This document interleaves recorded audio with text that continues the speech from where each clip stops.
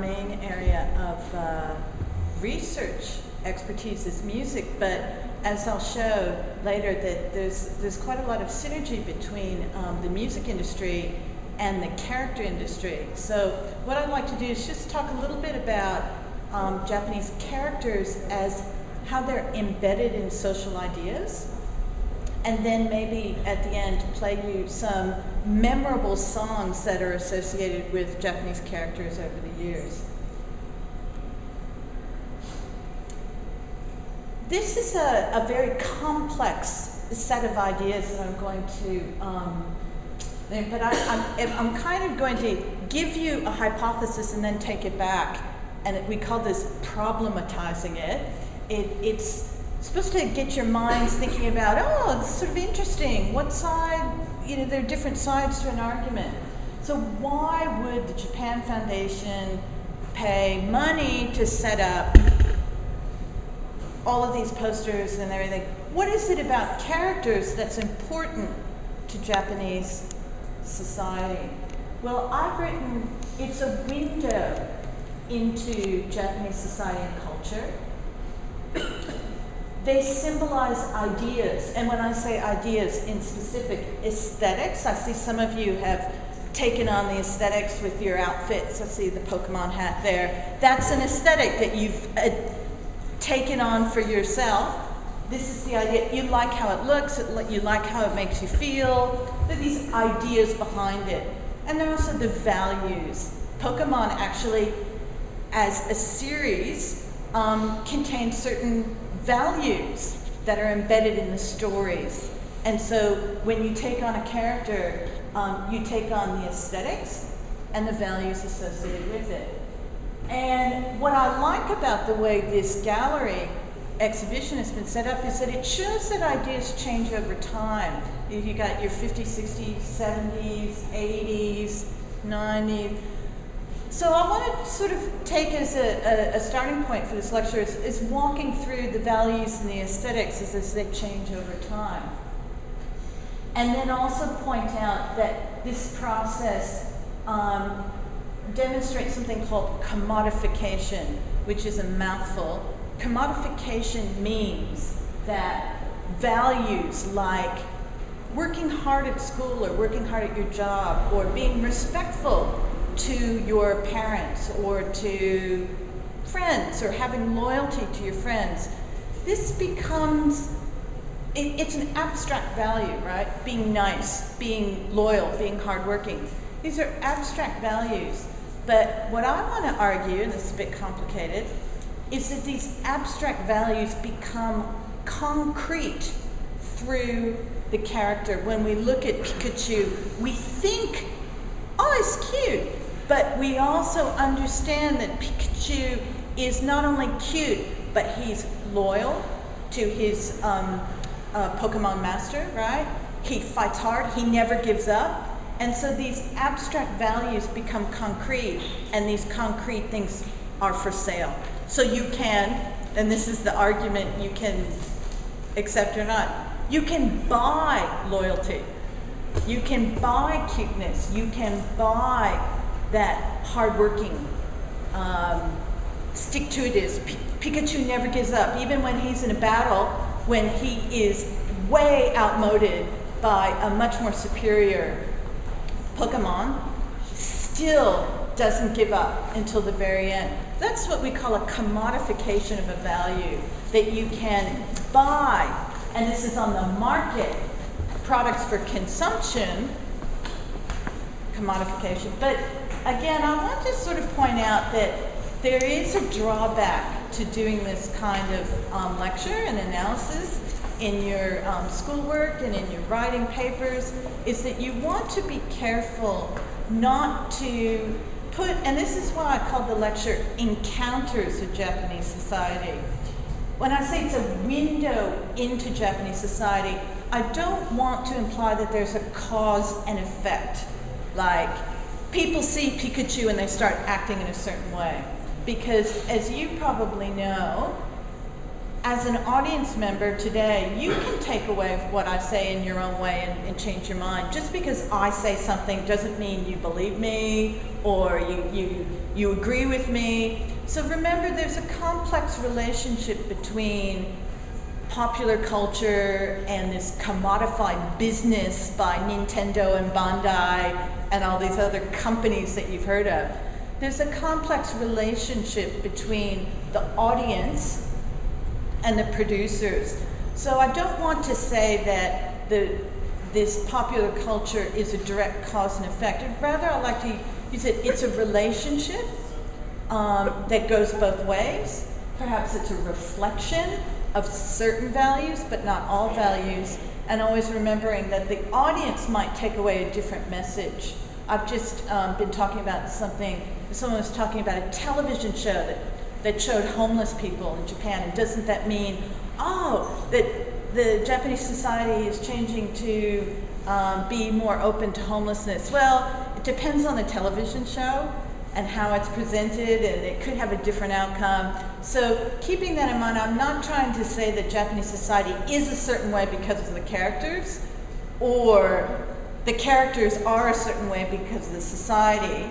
It's not a one way. It's more fluid, and there's more give and take, and that's why I use encounter, because it's two people, a producer and a consumer, coming together and interacting, and when that interaction is successful and intense, then you get popularity, or in Japanese we say boomer. And so what we've got here today are all these booms that have been very popular, and so I'm going to try to look at it. Why were they so popular? All right, well, I think with Hello Kitty out there in the foyer, Hello Kitty really is the penultimate, the ultimate character. She's been around since 1976, and here I'll plug I have a colleague who's actually written, she's in the process of writing an entire book. She's written a lot of little articles, so when you go home, get on Google and Google Christine Yano, Y-A-N-O, and you'll get all these really interesting articles on Hello Kitty by an anthropologist at the University of Hawaii. So much of what I know about Hello Kitty is informed by my friend's research on her. And what's quite interesting is that Hello Kitty starts out as being a kind of a children's character. Her original, the way we see her in the 1970s, it's primary colors, right? She's, red bow, yellow dress or blue dress, it's sort of red, yellow, blue, very primary, very flat, very simple, almost like a child's drawing. But as time goes on, the audience that grew up loving Hello Kitty grows up as well, and we see Hello Kitty morphing.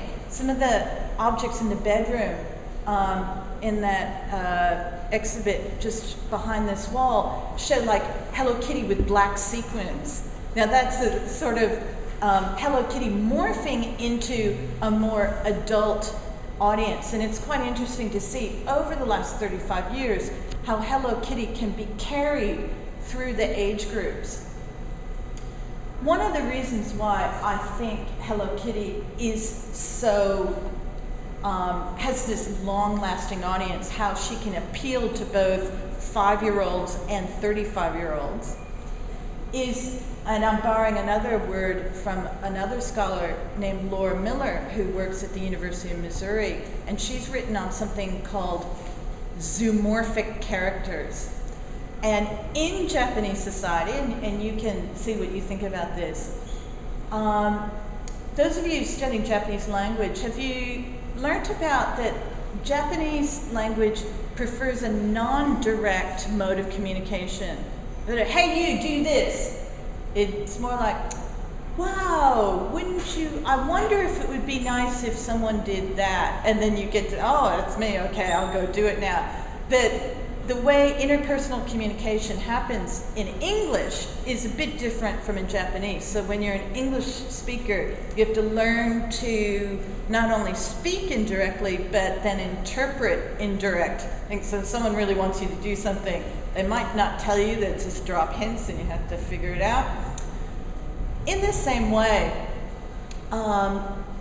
Professor Miller says that animals like characters, we have characters on this side here, but Hello Kitty especially, is often used, they're often used when there is a normative, a directive in place. Like, we want you to do this, we want you to act in a certain way.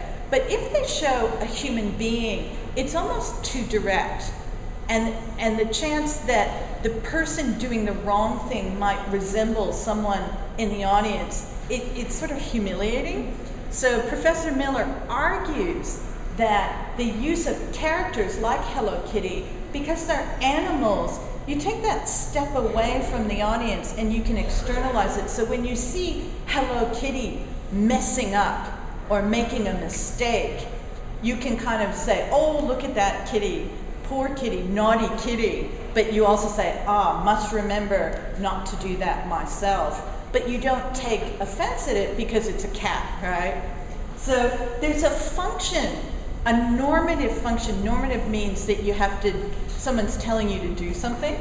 So when you're learning about manners and social etiquette, very common, you'll find these characters being used to make the message a bit softer. So people aren't offended like, ooh, they said I shouldn't have done that. Oh, I didn't know I was supposed to do that. And suddenly you feel uncomfortable. But when you use characters, sort of like, oh, yeah, that's funny. Look at that funny cat.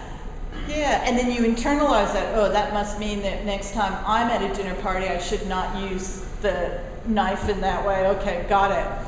And then no one takes offense. Not too real, not too confronting.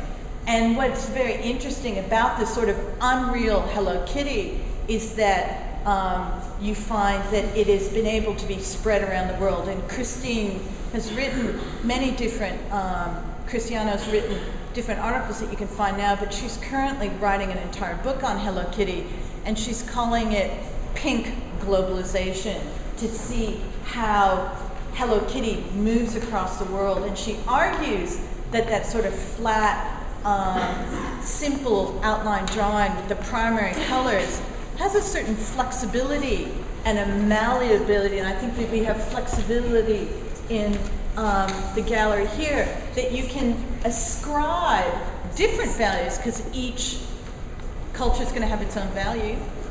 You can ascribe your own value onto this symbol, and that's why someone like Pikachu or like Hello Kitty works in other societies. In the 1980s, we have a growing economy. Now, the high growth period really starts in the late 60s and goes through the 70s, but in the 80s, the Japanese economy is still growing. We have, especially in the 80s, slower growth than the 70s, but we have an escalating currency. So this is when Japan becomes expensive. Those of you who traveled in Japan might know that the yen is currently slightly being devalued, but Japan as an expensive place to live, an expensive place to visit, this is in the 80s, and it's because of this growing economy and this escalating yen, the value of the yen, which is based against the American dollar. And this gives it growing international standing. In the 1980s, we also have, this is the period where Japanese people, because of this high currency, their yen is very valuable, they start traveling overseas. And it's in the 1980s that overseas travel for the Japanese people becomes something that's readily available to the masses, not just wealthy people or people who are diplomats or in high-standing positions. In the 80s, Japanese people start traveling, and when they travel, they also start bringing things with them. And so we have this one-to-one relationship where characters are not just broadcast by big companies, but also brought to different countries by individual people carrying Hello Kitty gifts for their friends and homestays in Australia and the United States, for example. And it's also in this period that Japanese society begins to experience what I would call excess. The real estate prices are very expensive. You talk about honeydew melons, rock melons that cost $10 for one. Of course, it's just the best melon you've ever had in your life, but who could eat, you can't eat that every day. Very specialized. We also see a lot of educational competition. Some of you have heard about exam hell, where Japanese students work very hard to get into university, and that's filtered down even into high school and middle school. But again, it's this idea that Japanese society is an intense one. Things are very valuable. People are working very hard. And so, working very hard, we see Doraemon. Now, Doraemon is, he's right there. You can see him there. He starts out in 1969, to be honest. And he's around in the 70s, but he becomes more of a household name in the 1980s. He was created in magazine format and later animated into a televised series, so that's a half an hour. It's usually a couple times a week, once a week or a couple times a week in rewinds. And then later, especially in the 1980s, we get 2-hour feature films being taken up by large movie studios, shown in the theaters. Then it goes to DVD, video DVD, so it's big business. Interestingly, Doraemon is actually authored by, it says Fujiko F. Fujio. And you're like, oh, who's that? That doesn't make sense. It's not a real name. It's a pen name, and it's a pen name for a collective. The person behind Doraemon is someone named Fujimoto Hiroshi, and he had a studio that he worked with a number of artists. So they all worked together to make this anime. So they use this one name for everyone. Of course, Fujimoto's name, Fuji, is incorporated into this pen name. And what's quite interesting is that even though Fujimoto's passed away, the studio is still creating more work, and under the name, the pen name Fujio. The story is about this blue cat-like robot from the future. He travels into the past, which is 1970s, 1980s Japan, and befriends a young boy named Nobita, Nobita-kun being the honorific we use for young boys. And he's a very average boy. He's not particularly a troublemaker, but he's also not particularly very smart. And Doraemon gets in there and encourages him to work harder at his schoolwork, encourages him to be good, respect his parents, do what they say, and in order to help him do that, he brings all of these gadgets from the future. And the two most famous are that takekota, the thing on the top of his head, which allows him to fly around, and he has this pouch you can see on his stomach, and he can pull things out. And there's something called the dokodemo door, where he can pull it out, put it on the wall, and you can actually walk through and be anywhere you want to be. So these gadgets all represent this sort of imagination that you can imagine anywhere you want to go. Self-improvement, you work hard, you want to get better grades, and also belief in modern progress. The future is a better place than now. And so he comes back from the future to help us move forward. So that's Doraemon. Interestingly, just because Doraemon's future is maybe a better place, according to Mobile Suit Gundam, may not necessarily be a better place. This is about it's a story that takes place in the future, but there's war. So again, like I said, just because there's some ideas, they might be interpreted differently. So the future being a good place for Doraemon, but the future's a bit, I don't know, for the Gundam people.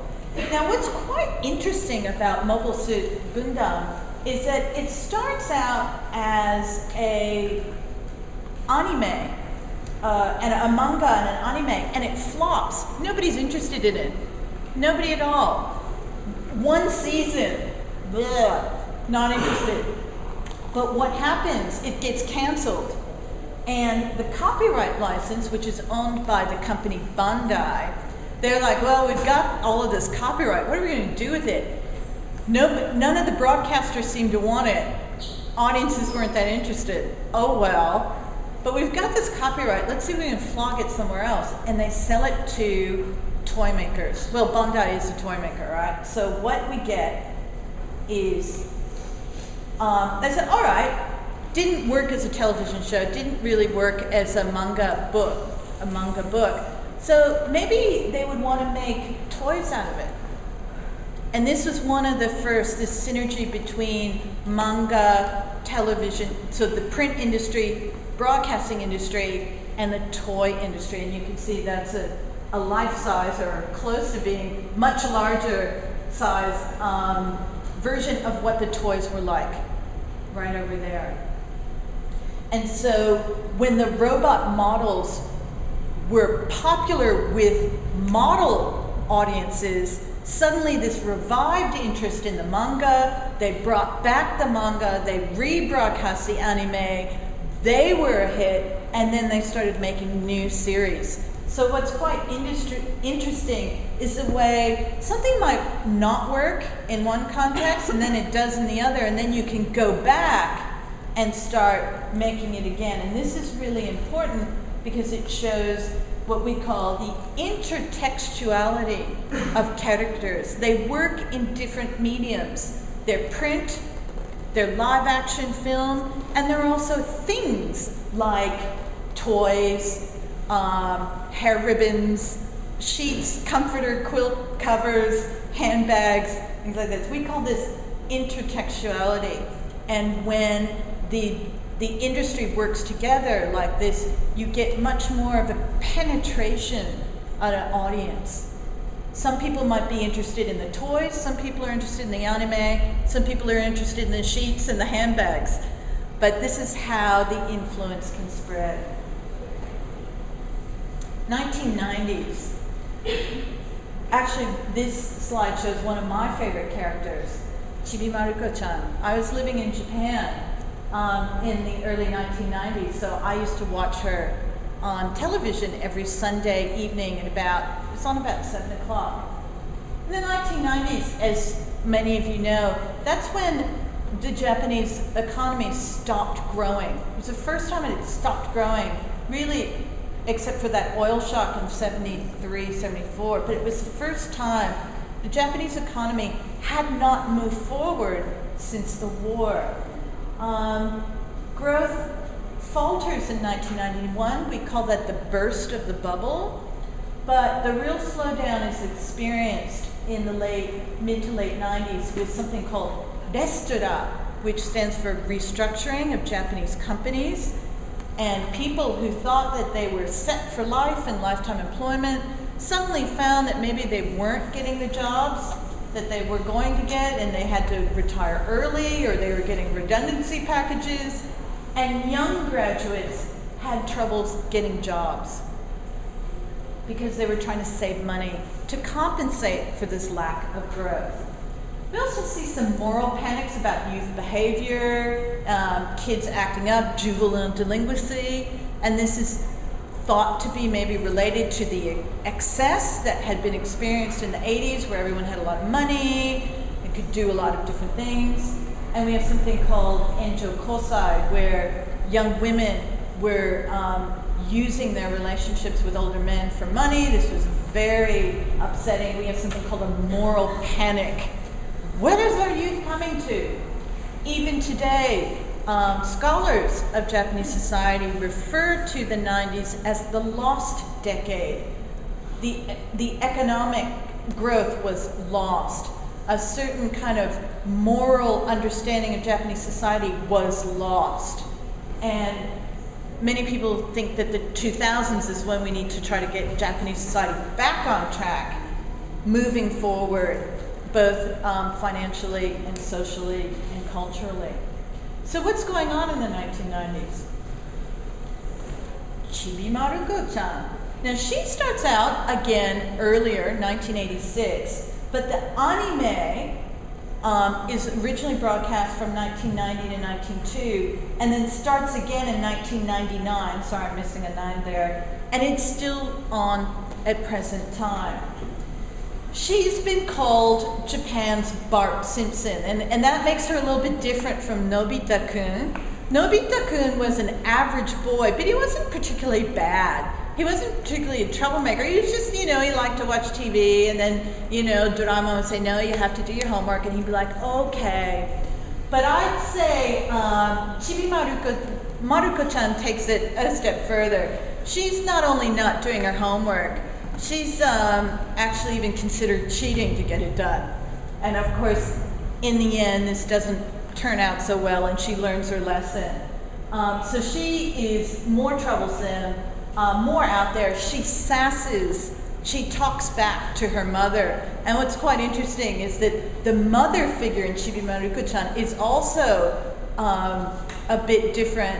Nobita's mother, she can yell at him and get angry, but she's basically a good mother. This mother is way out there, and they can have drag down fights and scream at each other. So it's a very unusual prototype for an ideal family in the 1990s. One thing that's interesting about it is that it's set in the past. So even though people were reading it in 1986 and they were watching it in the 1990s, the anime was set in the 70s. And what it was, the woman who wrote it, Sakurai, she was in her 30s, and she was writing about what it was like for her in the 70s. So again, like Hello Kitty, you get this intergeneration appeal. The young kids like to watch Chibi Marukochan because they might not get all the little in-jokes about the television shows from the 70s or the fashions, but they like to see her having a muck up in school or at home, so they think that's funny. But the parents like to watch it because they're like, oh, I remember that. I remember that television show. So there's a certain nostalgia that's embedded into the story that allows it to appeal to more than one age group. The theme song of this anime was, at the time, the biggest hit of the decade. No other Japanese single, this is my interest in music, no other Japanese single had achieved this sales figure. It's now been eclipsed by other artists, but at that time, not only was it the biggest hit of the decade, it was the biggest hit sort of ever, going over 1 million copies sold. And even though it was set in the past, what was quite interesting was that the author incorporated very contemporary ideas like divorce and the changing generational roles. Instead of Chibi Marukochan's grandfather being this like strict authoritarian figure, he was kind of this bumbling old man, and they were more like friends, and the grandfather used to help her get out doing her homework and go off and do something else. Not the typical, authoritarian male figure. They'd sometimes show the father getting drunk in the living room, coming home drunk, alcoholism. And then there's this one episode, I remember watching it, and I was so shocked, where Chibi Marukochan overhears her parents having a fight, and the mother says, I want a divorce! And she, takes it really seriously, and she spends the whole episode preparing for her parents' divorce, and then learning in the end, oh, it's just a fight, we didn't really mean it, it's all right. And she's so relieved her parents are getting a divorce. These are really contemporary issues, not an ideal world. So if you compare it to other family characters, like even Doraemon, or the other famous comparison is Sazai-san, these kind of issues would not come up. This was something completely new. And I think it fit in with this lost decade. Everything is changing. what's going on, what's important to us now. I mentioned Neon Genesis and Evangelion because it actually, coming in later, it's similar to the Mobile Suit Gundam in that it's about the future, and the future is maybe also a scary place. Again, this is called called a Mecha, right? Mecha anime. I don't want to say Mecha because actually in Japanese Mecha means something else.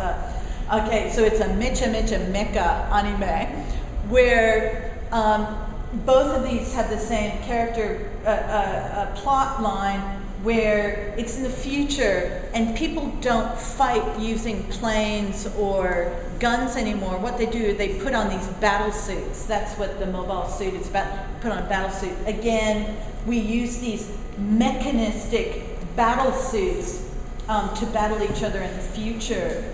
And very much so intertextual. We have not just the toys and the manga, but we have the manga, the anime, the video games, and the merchandise. Now the merchandise, it's like with Hello Kitty, the handbags, the quilt covers, the keychains. In Japanese we call it gudzu.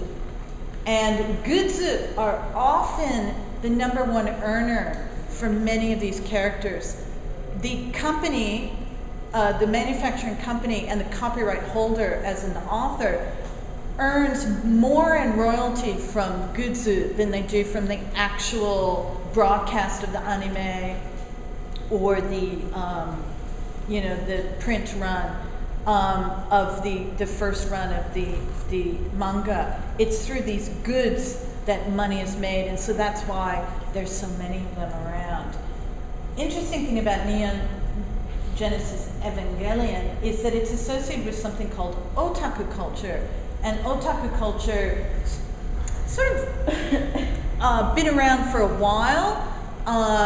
We didn't really use the word otaku in the 70s so much, but in the 80s, especially the late 80s, we have something in 1989 called the Miyazaki Incident, where there were, I think it was 4 children between who were either preschool or primary school age were kidnapped and mutilated and murdered, and they tracking down, found the guy. His name was Miyazaki, which is why it's called the Miyazaki Incident. And when they searched his home, they found a lot of manga, anime, at that time videotapes. We didn't have DVDs back then. So it became the Miyazaki Otaku Incident, and Otaku got a bad rap. They said that it was for sickos who went out and hurt people. So during the 1980s and from the late 80s through the 1990s, the otaku label becomes demonized by the mass media. And it's only more recently that otaku have been sort of revived, rescued from this antisocial image through television shows like Train Man, where the main character is a self-professed otaku, but he's the hero rather than the bad guy. So this is changing. But one thing that's really interesting about otaku culture and its relationship to Evangelion is this idea of fans as producers. Of course, fans, the audience, will buy things. I mean, that's what they do to make it popular. But in the case of Evangelion, what was really popular was not just buying the stuff and liking it, but buying the stuff and then making your own. So we have something called a doujinshi, which is an amateur comic book fair. It's like a convention. It happens once or twice a year. And people go and they sell their own comic books. And so these are people like you and me, amateurs, who copy and the characters, but then put them into storylines that are their own. So it's a very creative thing. And people come from all over the country to attend these and to buy the amateur comics. And cosplay is another, same idea, where you make the costumes, and they have contests and who get awards, who gets the best costume. This is also very creative, to try to make a costume out of this. You would have to get a degree from RMIT in fashion design to be able to do some of these. So, Neon Genesis Evangelion was very popular with the otaku, productive, creative culture. 2000s. Some people say that the lost decade is moving into the 2000s. In 2003, Japanese economic slowdown, stagnation actually broke, and we had some growth in the early 2000s under Koizumi, the prime minister. But after the 2008 global financial crisis, we have another hiccup in the, not so much that Japan is slowing down, but the thing is that the United States and other places were slowing down, and they stopped buying so many luxury goods, as in the newest computer or a brand new car. Japan exports finished products rather than raw products. That's a big difference between Australia and Japan. Japan exports finished products, and so if you're in the United States and you're experiencing a slowdown, you're probably not going to buy a new car. You're going to make that old one last a little longer. So the recession in North America and Europe after the global financial crisis in 2008 hits Japan in their automotive and computer industry. So we have negative growth again, and we learned last year in 2010 that Japan has now slipped from being the second largest world economy after the US to the third behind China. And this is another sort of blow, that lost decade moving forward. We have continuing restructuring, restaurant, continuing what I would not only just call youth unemployment, but underemployment, the casualization of youth employment. We read about this in Australia too, that graduates or school leavers they can find contract work, part-time work, but it's very difficult to find continuing positions with benefits like superannuation. These are harder to find as industries cut back their workforce and benefits. And then because of that, we see a widening gap between the generations, that young people feel that they're living a very different life than people who were born in the 50s and 60s are, because they have different opportunities, maybe not the same ones, and the intergeneration understanding becomes a bit strained, where I think if you look it up, the bulk of the wealth held in Japan is held by people over the age of 50. And so there's this us and them mentality that's coming forward. And I think this us and them mentality is really shown in this one, Akuma, the relaxed bear. He debuted in 2003. He's a stuffed toy that mysteriously, magically appears in a female office worker, or OL, woman's flat, and he provides this kind of contrast to her busy life. He's like, hey, why are you working so hard? I'm relaxed. And I think it's born of the social condition of the post-bubble economy. Why work so hard when, gee, what's in it for you? You can see he's lying back in her flat, you know, Messi. He's thrown tissues all over the floor, didn't bother to pick them up. He says, I'll do it later. Relax. Remembering in, I think it was 2003, the #1 hit song, again, this is my music background. Does anyone know SMAP? Yeah, okay. What was their big song in 2003? Do you remember? No, it was called, the English is that flower in the world, there's just one flower in the world, and that's you, this idea of Sekai ni hitotsu no hane. Right.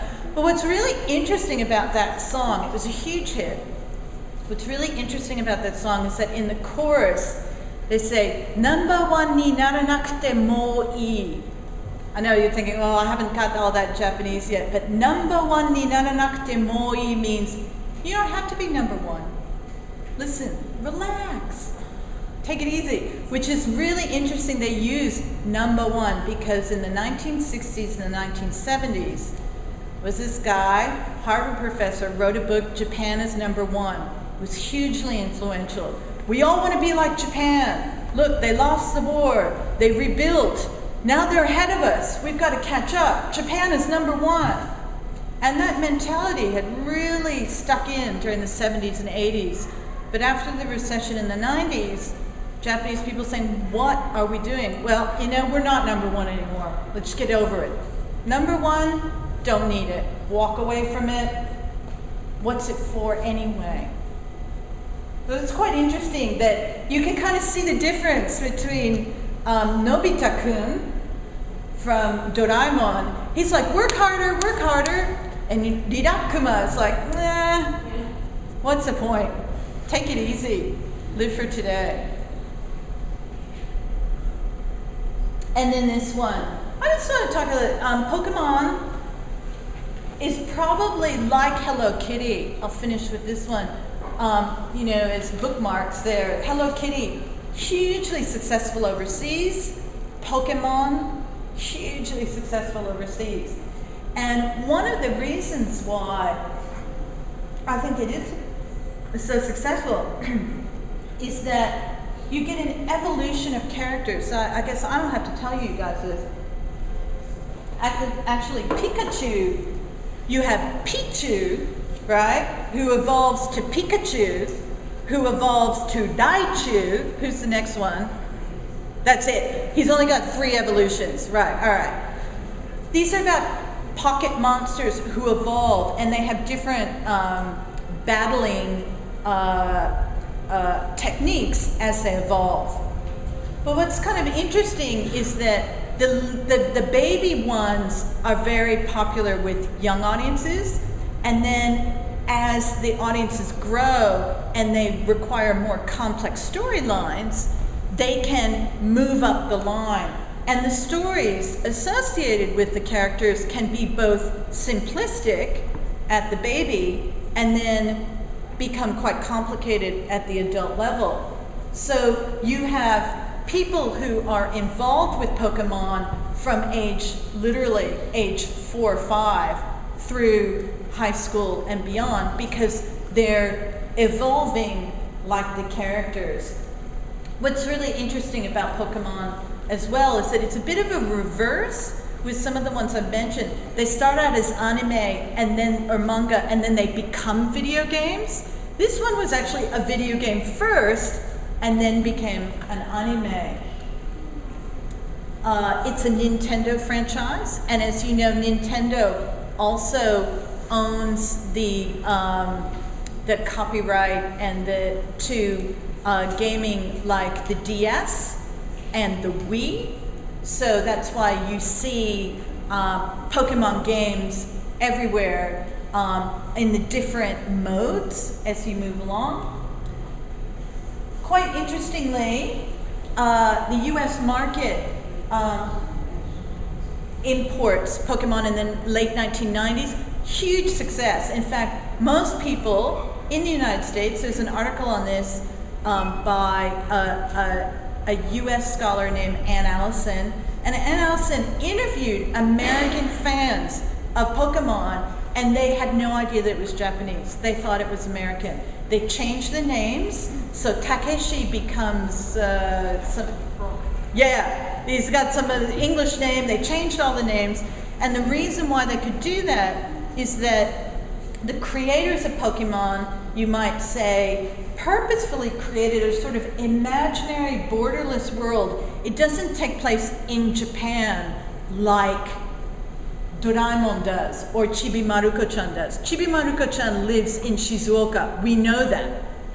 But we don't know where Takeshi and his friends are from. They're from this sort of borderless imaginary world where they travel And there's no, they speak the same language for some reason. They don't seem to have passports or problems with that. And because of that non-rootedness, they can move between audience markets.